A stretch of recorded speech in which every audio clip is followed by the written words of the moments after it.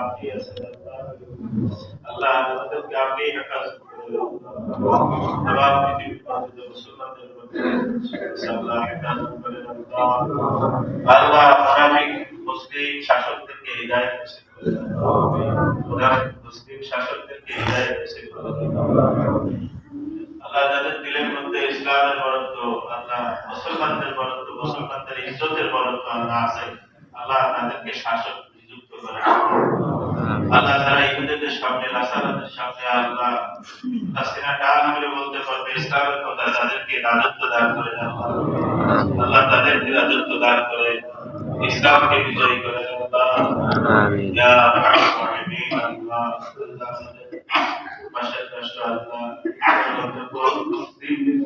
আল্লাহ